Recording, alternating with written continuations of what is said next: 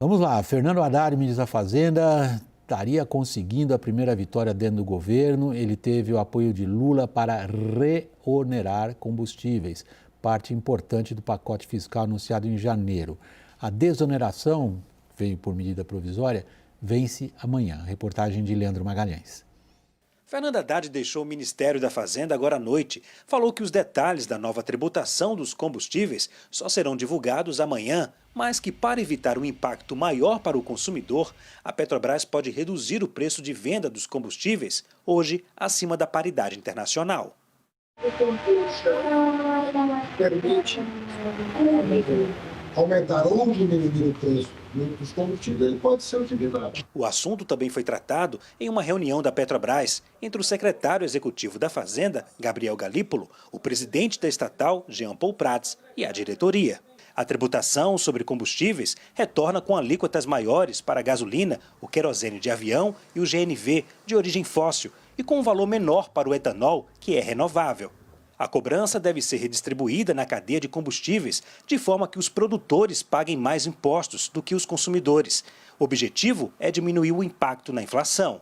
A reoneração pode aumentar o litro da gasolina em 69 centavos e do etanol em 24 centavos. A medida não vale para o biodiesel, diesel e gás de cozinha, que estão com a desoneração mantida até o fim do ano.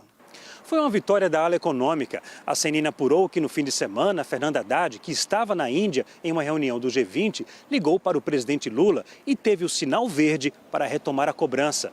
Antes, na sexta-feira, Gleisi Hoffmann disse no Twitter que taxar combustíveis agora iria penalizar o consumidor, gerar mais inflação e descumprir um compromisso de campanha.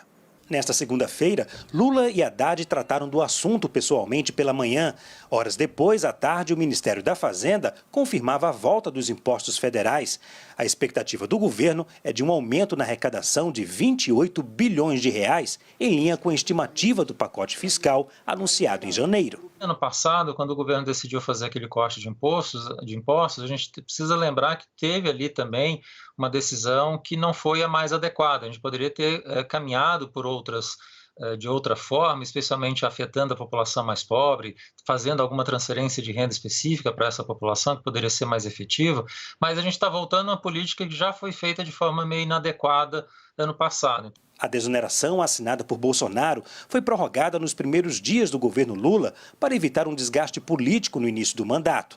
Com um rombo previsto nas contas públicas de 200 bilhões de reais em 2023, a volta da tributação foi bem recebida pelo mercado. As ações da Petrobras subiram, mas à espera de mais detalhes sobre a reoneração, o Ibovespa ficou praticamente estável. Daniel Rittner, é só propor aqui uma divisão no nosso trabalho. A gente tem dois aspectos que me parecem extraordinariamente relevantes para a compreensão do nosso público. Um é a fórmula da reoneração, como é que ela vai se dar na medida que a gente tem as informações. O outro é tudo o conjunto político que está levando a essa decisão. Vamos pela fórmula. Já está clara para você como será? Já está claro, pelo menos, William, boa noite a todos, que vamos ter de forma mais ou menos casada com a reoneração, com a volta dos impostos PIS/COFINS e talvez CID a ver, teremos uma queda do preço aplicado pela Petrobras nas refinarias para as distribuidoras. Hoje, uma comitiva liderada pelo Gabriel Galípolo, número 2 da Fazenda, e pelo ministro de Minas e Energia, saiu correndo de Brasília no início da tarde para ter uma reunião com a diretoria da Petrobras no Rio de Janeiro. Amanhã eles relatam esse cenário para o presidente Lula numa reunião às 9h30 da manhã, com outros ministros, mas o que está claro é que existe uma percepção de que a Petrobras também pode dar sua colaboração para o esforço, ou seja, uma pequena redução, fala-se da ordem de 20 centavos por litro, para atenuar o impacto para os consumidores. A grande preocupação do governo neste momento é não sinalizar que há uma interferência do governo na política de preços da Petrobras. De fato, os preços estão um pouquinho desalinhados do ponto de vista internacional, existe uma margem, uma pequena gordura para queimar, mas qualquer sinal que seja percebido como interferência ecoaria os piores dias de Petrobras, ali 2013, 2014, tempos de Guido Mantega, em que essa interferência foi muito sentida no balanço e pegou muito mal. Vamos continuar com a fórmula. Está clara para você, Raquel? William, passei o dia inteiro nessa apuração hoje. Tá claro para mim o princípio. Eles querem onerar mais o combustível fóssil do que aquele que não é ambientalmente correto. Querem manter a arrecadação e, de alguma forma, segurar a inflação. E tentar fechar essa, como você chamou, quadratura do círculo. Está caminhando para o que o Daniel falou, de você aproveitar esse pequeno espaço que tem hoje no PPI, de cerca de 20 centavos, para fazer uma redução de preço, e aí você compensa PPI, para quem não é pelo iniciado, menos é a paridade internacional. de preço internacional. Aí você pelo menos compensa uma parte do esforço. Do esforço fiscal, mas eu acho que tem mais coisas nesse jogo que ainda não está claro para a gente. O percentual na gasolina, o percentual no etanol. Cogitou-se hoje, por exemplo, da Petrobras cobrar todo o imposto e aí só repassar uma parte e abastecer o resto com dividendos, mas depois isso foi deixado de lado. Seria tal contribuição da Petrobras? A contribuição da Petrobras ela pode vir de duas formas. Ela pode vir via preço, e aí é preciso ter cuidado para não interferir neste momento na política de preços. E isso você pode aproveitar um espacinho agora, mas pode ser que quarta-feira esse espaço não exista mais. Não exista mais, porque isso varia conforme o petróleo e o dólar. Então, assim, é muito fluida essa política de paridade. Ou você pode tentar fazer outros mecanismos. Eu acho que está caminhando para o que o Daniel falou, mas eu acho que a solução ainda não está toda redonda, senão eles já teriam anunciado, porque é uma mágica difícil de fazer. Mas o princípio, William, de reonerar a gasolina, esse princípio está correto. Caio, vamos para a mágica política de conseguir esse resultado? Como se trabalhou no bastidor nisso? William, é uma equação, os meninos trouxeram aí a equação mais ou menos econômica e foi feita uma equação política, ou pelo menos tenta-se fazer, porque ela ainda não é uma obra acabada, tanto na economia quanto na política. Não nos iludamos. Tem muita dificuldade na Petrobras ainda, não nos esqueçamos que a diretoria que está lá na Petrobras, que precisaria aprovar tudo isso e concordar com tudo isso, é uma diretoria do governo passado, que não concorda sobre tudo isso. Essa reunião da Petrobras, pelo que eu levantei, do Galípolo com alguns dos diretores, não foi bacana. Por quê? Porque a Petrobras, pelo que eu levantei, os diretores deixaram bem claro que não vão aceitar uma interferência direta do atual governo na política de preço. Então isso precisa ser equacionado politicamente também. A equação política, voltando, dando um passo atrás, era tanto não mostrar, tanto não fragilizar o Fernando Haddad, como, por outro lado, evitar o impacto inflacionário que, consequentemente, pode afetar na popularidade do presidente. Mas ressalto, e essa eu acho que é a minha principal mensagem aqui, a obra não está acabada na economia e na política, e daqui em diante, o Daniel tem uma apuração disso, a gente estava conversando sobre isso também. Não vale, eu não estava lá, quero ouvir agora. Tá bom. Daniel, qual é a apuração que vocês tiveram? Ele fica, vocês conversam entre vocês. O a Caio gente não fica pode fazendo esquecer muito quem está falando para o público lá fora. Vamos lá, então. Vocês poderiam os dois descrever o que conversavam, para que todos nós tenhamos conhecimento, não? Por gentileza?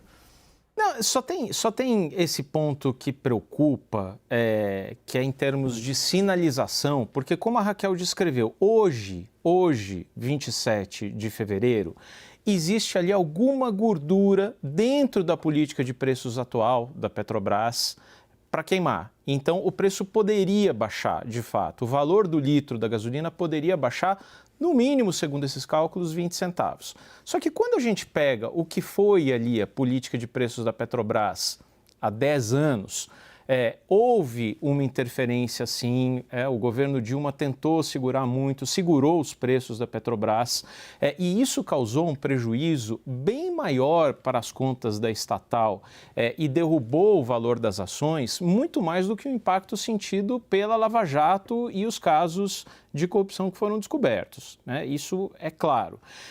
A questão é que você pode ter essa redução agora, mas a Petrobras está sempre analisando ali o que vai acontecer na semana que vem.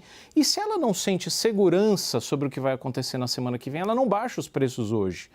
O ponto está aí. O governo gostaria muito e de certa forma, até conversou isso hoje com a diretoria da Petrobras, numa tentativa de fazer uma operação casada. Volta o imposto, mas baixa na gasolina. Então, você não tem ali um impacto de 60, 70 centavos no litro, tem de 40, 50 centavos, isso é muito menos percebido pelo consumidor. Mas a sinalização que preocupa, em termos de imagem para o investidor nacional e estrangeiro, é de que alguma interferência poderia voltar. Raquel, esse é um ponto nevrálgico. Então, eu vou ressaltar o ponto do Caio. O Jean Paul Prats já fez as indicações dele para a diretoria da Petrobras, mas a diretoria ainda não mudou. Né? A gente está esperando abril, com a eleição do novo conselho de administração. Estava até checando aqui na página da empresa, né? Nós temos lá ainda o Cláudio Mastella, que é o diretor executivo de comercialização e logística, e o Rodrigo Araújo, que é o diretor executivo financeiro de relações com investidores. É uma trinca que define o preço na Petrobras. O presidente, Jean Paul Prats, o Mastella, diretor de comercialização, e o Rodrigo Araújo, diretor financeiro de relações com investidores. Precisa dos 3 votos. Esses 2 não vão compartilhar de nenhuma mudança na política de preços, de nenhum tipo de interferência do governo dentro da Petrobras, até porque eles estão de saída. Os substitutos deles já estão escolhidos. Então, assim, precisa realmente ter um espaço técnico. E aí é isso. Então, mas aí só esclarece isso para nós, Raquel. O espaço técnico existe hoje, pode não existir amanhã. Aí que está. Esse espaço técnico, quais são as projeções que são feitas? A gente dispõe dessa informação? Tenho sim, William. Olha, varia um pouquinho conforme quem faz a conta. Hoje, dentro da Petrobras, você tinha algum espaço. Esse dos 20 centavos os 20 centavos okay. que o Daniel mencionava. Mas, por exemplo, as telas dos preços futuros, já do comecinho, já para abril, já mostravam uma necessidade de aumento. Por quê? Está acabando o inverno no hemisfério norte, aumenta o consumo de gasolina. Então, pode ser que a Petrobras faça essa redução agora para o governo acomodar esse aumento do preço dos combustíveis e não ter um impacto direto no IPCA deste mês, porque a gasolina é um peso importante no IPCA, não ter essa manchete negativa, mas ela tem que subir os preços daqui a pouquinho. Tem um dado interessante que eu vi hoje do setor, daqui que um mês. A média de preço do barril de setembro para cá está em $87. E quando foi onerado, quando foi desonerado pelo Bolsonaro, estava acima de $100, que era a questão da guerra. Então, talvez esses 20 centavos se deva a essa diferença. O que me falaram hoje Quem diria que 10 anos depois a gente estaria falando ainda dos 20 centavos, né? E agora o debate parece ser tributário, a gente não está falando de preço, né? O ponto, gente, é que assim, o governo Lula perdeu a oportunidade econômica e política perfeita de reonerar esses combustíveis, que era no final do ano. Você tinha essa queda de preço de petróleo, você tinha um espaço ali dentro da Petrobras, tanto que teve redução de preço de gasolina, e você tinha a desculpa política perfeita, era tudo culpa do Bolsonaro. Não, mas por outro lado você tem uma outra desculpa política. Só um minutinho, só terminar. Você tinha desculpa política perfeita, era tudo culpa do Bolsonaro, era ele que tinha feito essa política de fazer essa desoneração forçada do preço dos combustíveis, não só do PIS/COFINS, como também do ICMS, que está sendo discutido no Supremo Tribunal Federal. O governo poderia ter simplesmente retomado o imposto, aproveitado a redução de preços que a Petrobras já estava fazendo e liquidado a fatura, mas não, ele preferiu ouvir a ala política e prorrogou a agonia.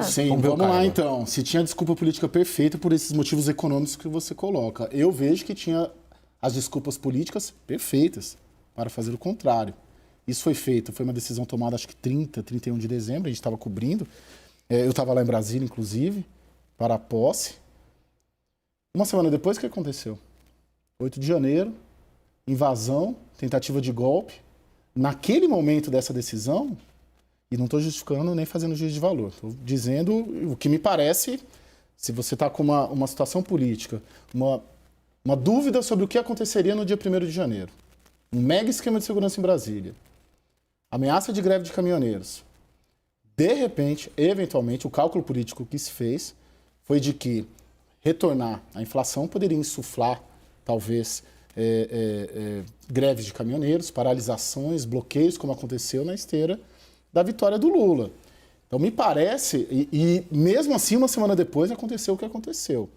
Então, me parece que hoje, não estou nem justificando a decisão, mas você tinha, sim, justificativas políticas para bancar uma prorrogação, para evitar justamente uma greve de caminhoneiro, permitir que o presidente eleito tomasse posse, e ainda assim, no 8 de janeiro, aconteceu o que aconteceu. Só fazer um contraponto, que a justificativa política que eu estava colocando era que, tecnicamente, você poderia colocar a culpa no Bolsonaro.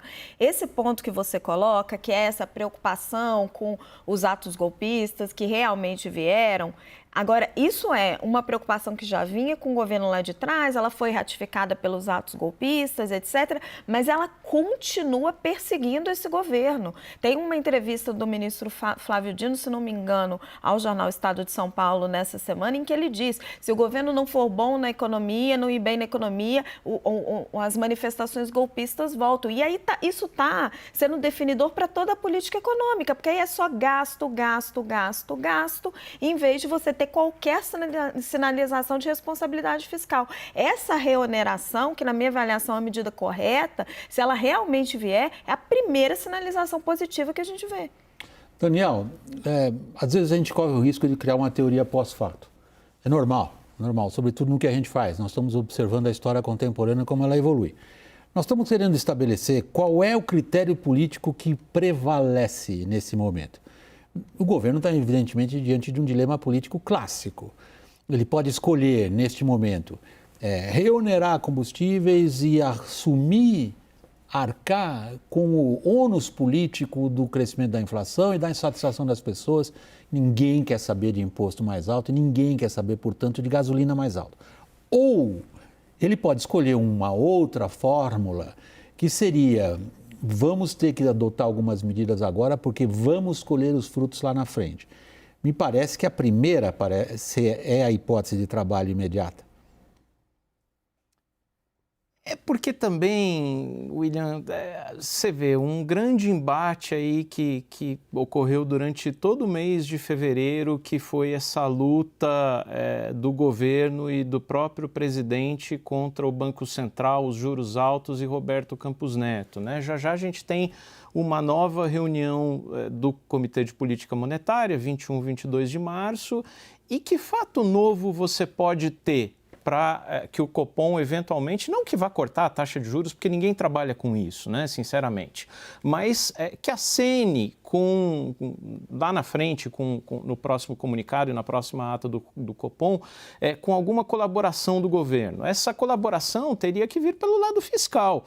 E aqui a gente está falando de uma medida que é de 28, 30 bilhões de reais. Então, se você, mais uma vez, abrisse mão dessa sinalização importante de que o governo está preocupado com o lado fiscal, seria difícil para o próprio Copom sinalizar alguma coisa na reunião de março, e aí, mais uma vez, frustraria a própria ala política do governo. Então, você vê que a própria ala política do governo, a deputada, presidente do PT, Gleisi Hoffmann, que criticou a reoneração dos combustíveis, no fundo, jogaram contra também essa sinalização que pode vir daqui a 3 semanas, que é de falar assim, puxa, o governo está cuidando do lado fiscal, então dá sim para a gente pensar numa queda da taxa de juros, né?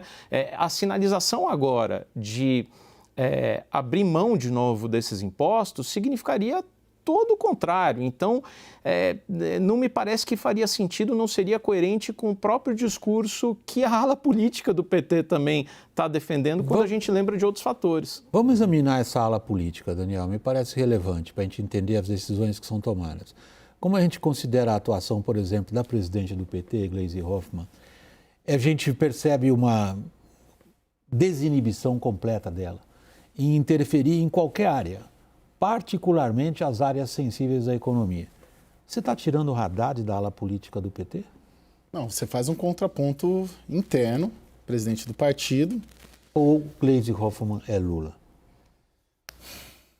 A Gleisi Hoffmann, de alguma maneira, ela dá um embasamento para a militância do que o Lula fala, né? Ela não fala nada em desacordo com o presidente. E pelo Ou andar ela pauta o presidente? Acho que é o contrário. Então Gleisi é Lula? Gleisi é Lula, sim. Agora o Haddad é Lula também. O Haddad é Lula também. Mas um tem um embate direto com o outro. Mas isso, de certa maneira... Isso está se a gente claríssimo. voltar no primeiro e no segundo mandato do Lula, isso ocorria também. Confronto de alas abertos. No governo Bolsonaro, você também tinha um confronto que a gente chamava aqui de ala econômica e ala política. A ala econômica era o Paulo Guedes. E a ala política ali, Ciro Nogueira, Fábio Faria, Arthur Lira, por aí vai. Neste governo, você tem a equipe econômica, que neste debate era minoritária, porque até o Congresso Nacional estava entrando nessa. Você diz no caso da medida provisória. No caso da medida provisória. E você tem, eu não gosto de chamar, eu estava refletindo sobre isso, não tem uma ala política dentro do governo. Porque o Alexandre Padilha, por exemplo, ele estava nessa junto com o Haddad. Ele considerava, pelo menos disse a interlocutores, uma desmoralização se caísse, se o Haddad fosse vencido nisso. Seria o nosso tema hoje aqui. Se a remuneração voltasse, a gente ia estar falando, o Haddad perdeu. Então a gente está falando, precisa, né, a equipe econômica, pelo menos até agora, ganhou esse debate. Quando você vai para a ala política, eu não vejo dentro do Palácio do Planalto ninguém, a não ser o próprio presidente, a dar vazão para esse debate. Porque o Rui Costa não entra nessa, o Padilha não entra nessa, não entrou nesse debate, por exemplo, contra o Haddad. O Pimenta também não. Então, de onde vem? Daí a gente identifica a Gleisi e a gente identifica no Rio de Janeiro o Mercadante. Então, é uma ala política que Então, o que o Caio está dizendo é meio que assim, olha, tirem o Lula da sala, tirem o presidente da sala. Mas o presidente estimula isso, de alguma maneira. E, no final das contas, a presidente do partido, na semana passada, fez um ataque, a gente pode considerar um ataque público, à posição do Haddad. Passou-se aí o fim de semana, a percepção era de que o Haddad seria derrotado. O Lula estimulou tudo isso e chegou hoje. E o que aconteceu? A equipe econômica venceu. Mas venceu com um baita desgaste, né, Caio? Venceu com mais um desgaste, com mais... O saldo me parece mais de enfraquecimento do que de vitória. Deixa eu ir para o intervalo, a gente volta exatamente nesse ponto, Daniel. Eu queria voltar ao que vocês mesmos disseram no começo dessa edição do WW em relação à fórmula. Ela provavelmente vai nos permitir averiguar melhor se foi uma vitória política ou não, dependendo, porque todos sabemos que o diabo senta no detalhe. A gente volta daqui um instante, até já.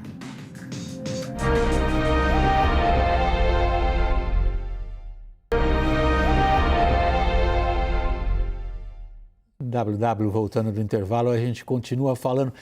Me ocorre agora, nesse instante, o seguinte, Daniel Rittner, defina para nós o que é vitória da equipe econômica. Eu acho que não dá para cravar o que é uma vitória da equipe econômica, mas a equipe econômica teve uma série de desgastes nos últimos meses, desde esse desgaste no final do ano de começar esticando a desoneração sobre os combustíveis, incluindo outras, né? Quer dizer, o Haddad não conseguiu... ficou numa posição um pouco acuada na discussão sobre taxa de juros, o PT, como a gente disse, Gleisi Hoffmann, o próprio presidente, cresceram na discussão, no ataque ao Banco Central, o que acabou deixando o Haddad assim, numa posição um pouco acuada e fez crescer a sombra. Acho que quando você tem em vários momentos da história recente, a gente teve uma sombra do ministro da Fazenda que era muito clara. Hoje a gente tem, de novo, que é o BNDES e o Aloysio Mercadante, que estão ali quietinhos, aquecendo no banco de reservas. Se esse atacante ali, que é o ministro da Fazenda, se contundir, cair, levar 2 cartões amarelos, ele está fora e assume um outro que já está ali aquecendo. Então, essa posição é desconfortável quando acontece, quando existe essa sombra. E o Haddad não é um ministro que até agora disse muitos nãos. O ministro da Fazenda se impõe verdadeiramente quando ele diz não. E essa reoneração dos combustíveis foi um não, está sendo um não cheio de ressalvas, um pouco acanhado, com resistências, definições de última hora. Então não é este o momento em que o ministro da Fazenda pode dizer, olha, cheguei, a decisão foi minha, eu banquei e o presidente me bancou. O que leva a gente, na linha lógica do teu raciocínio, Daniel, a dizer que o ministro da Fazenda está tão preocupado com a popularidade do presidente como o próprio presidente? Não, acho que são situações diferentes.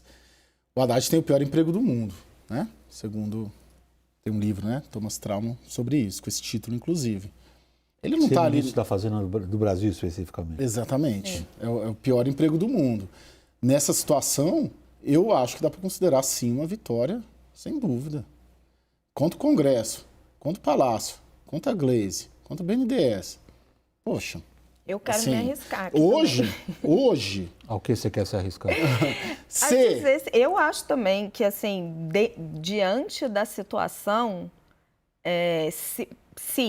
temos que observar os detalhes da proposta. Ainda não sabemos. Eu estava chamando a atenção para isso logo que a gente saiu do intervalo. Se vai ter alguma mexida importante na paridade de preço da Petrobras, alguma interferência, as fontes estão garantindo que não, mas se tiver é grave. Se não tiver e realmente acontecer uma reoneração do preço dos combustíveis, é pouco, mas diante de tudo que ele está enfrentando, que é Glaze, Mercadante, Lula, Flávio Dino, Congresso, a fila de gente preocupada com popularidade e governabilidade e essa preocupação com os atos golpistas, na sanha de gastar é imensa. Você conseguir uma vitória que seja, e uma vitória de, estamos falando, 30 bilhões de reais, não é pouco dinheiro, é muito dinheiro, é uma vitória. Gente, se não tivesse, se tivesse decidido, vamos prorrogar por mais 2 meses. A sinalização a gente péssima. Não, estaríamos falando aqui, o Haddad perdeu, a equipe econômica ridicularizada, jogada às traças, por aí vai. Hoje, acho que até a charge da página 2 da Folha, hoje, que é o Haddad entrando no gabinete do Lula e sendo catapultado para fora, uma coisa assim. A manchete seria essa. Amanhã também, né? Que a gente está ao vivo. Olha, o nosso comentarista de economia, o Awad Cunha, ele fez um tweet hoje que eu achei interessantíssimo, que ele disse: 3 temas muito relevantes que definirão os rumos do mercado em março. A renúncia fiscal dos combustíveis, os 2 novos diretores do BC e a definição da nova âncora fiscal. Se quiser baixar os juros, o governo precisa acertar nos 3. Enfim, se vier como a gente está esperando, acertou o primeiro. Ok. Tudo isso é subordinado ao princípio da política. Esses três fatores que o Aldo Cunha enumera ali no Twitter, que você acabou de ler para nós, sugerem que há um pensamento político muito claro e definido por parte do governo. Existe, Daniel Hittner, e está na cabeça de quem? A prioridade, o mantra do governo neste momento é entregar uma aceleração da economia, que neste momento está em risco. A gente tem repetido aqui, a projeção de crescimento do PIB para 2023 é muito baixa, inferior a 1%. Essa semana a gente vai conhecer os resultados definitivos de 2022, que já vão mostrar certamente um 4º trimestre de desaceleração. O presidente e a equipe econômica se dedicaram muito nas últimas semanas a propiciar um clima mais favorável, e aí teve retomada do Minha Casa Minha Vida, reinício de obras, investimento público em rodovias federais, vai ter nas próximas semanas o desenrola. Só que a gente tem um cenário na economia, tirando tudo isso, que é um pouquinho mais desafiador. Teve uma crise de crédito aí no varejo complicando esse cenário, ameaçando um pouco o desempenho da economia no resto do ano. Então, eu acho que assim, é isso que está em jogo. Uma possibilidade de acelerar a economia e, para isso, eu acho que todo mundo está contando no governo com redução da taxa de juros em algum momento, que é o mais desafiador. E sem uma sinalização mais potente em termos de política fiscal, isso não vai ocorrer. Então, nesse sentido, eu acho que a reoneração dos combustíveis agora é uma sinalização importante, mas continuo achando que sim, é muito pouco para consolidar o ministro da Fazenda como o ministro do não. O Daniel A gente concorda. Ok, prossiga. Não, isso a gente concorda, Daniel. Eu só estou dando o benefício da primeira vitória. O mantra de todo governo, desse também, é mais do que entregar, acelerar a economia que o Daniel coloca, é se perpetuar no poder, né? E o PT tem as fórmulas para se perpetuar no poder, porque chegou ao governo em 2003, Lula se reelegeu, elegeu a Dilma, reelegeu a Dilma, caiu no impeachment e agora voltou. E qual que é a fórmula que eles encontraram para se perpetuar no poder? Pelas vias democráticas, né? Vamos dizer assim, vamos considerar isso como uma premissa. Troca perpetuar por permanecer. Né? Isso. Políticas públicas de grande alcance social e o maior número possível de beneficiados. E é isso que ele está fazendo exatamente agora. Reajuste do imposto de renda, reajuste do salário mínimo, reajuste do funcionalismo, novo Bolsa Família, Minha Casa Minha Vida. Não nos espanta que são fórmulas já utilizadas lá atrás. Se a gente se voltar, a gente está falando 20 anos depois de políticas que foram implementadas 20 anos atrás e que deram... Caio, mas agora eu vou discordar de você. Mas o impeachment da Dilma... Agora eu vou discordar de você. Aí, eu.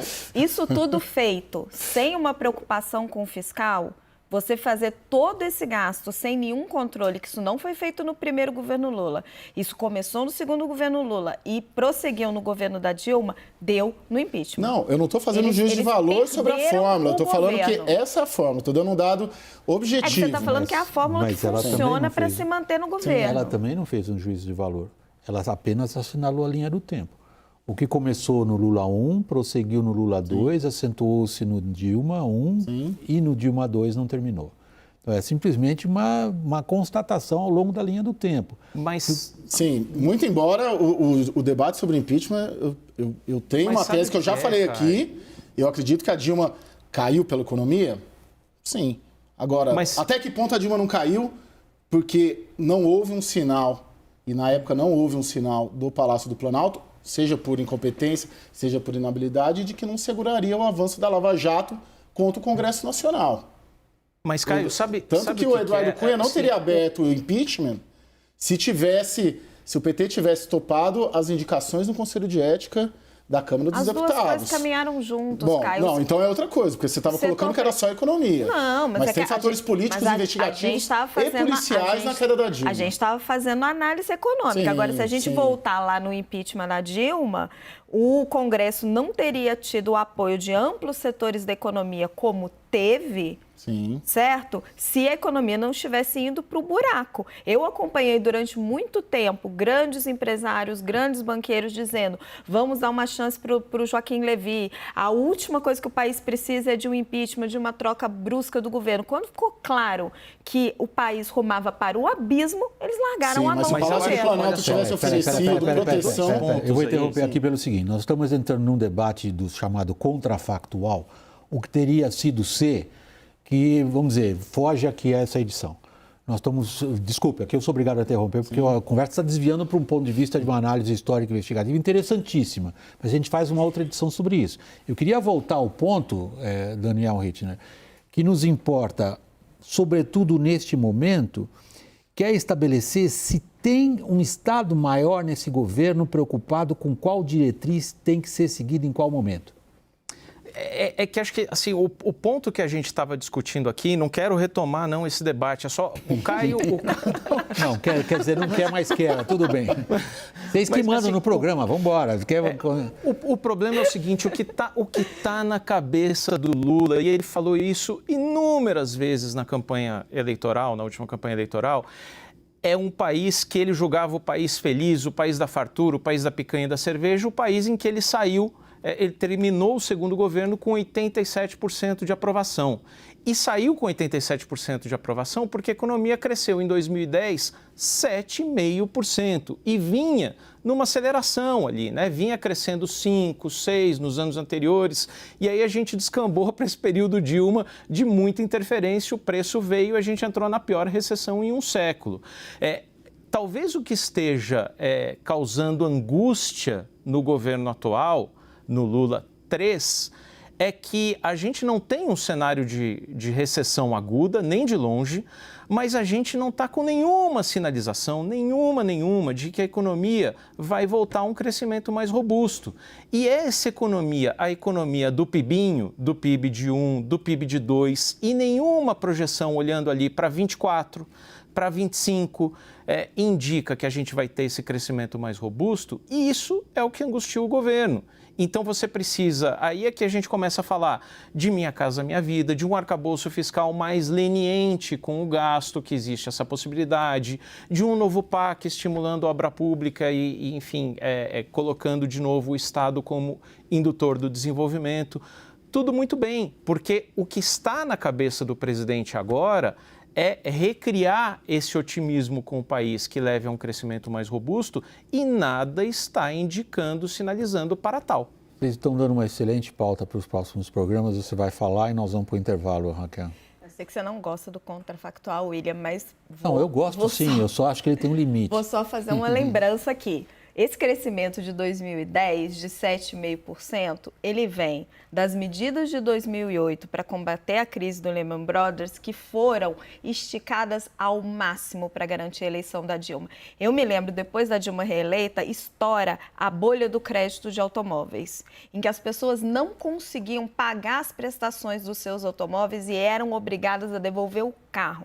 Uma bolha estimulada pelo governo Lula e pelas desonerações que ele fez. Então, assim, tudo que vem depois do governo Dilma, a Dilma é herdeira política do Lula e ela herda também essa política que já vinha de 2008. Então, assim, é um pouco esquecer essa história, é um pouco complicado. Não, vocês estão fazendo uma coisa muito bonita. Vocês estão lendo a história para entender o presente. Isso é elogiável, eu acho. Acho que também agrada ao nosso público. Tentar entender do que está se vendo hoje, o que se refere a qual ponto importante nessa história. Qual é o marco nessa rodovia? Você estabeleceu o marco, a crise de 2008, as medidas, mas eu vou para outro assunto ainda.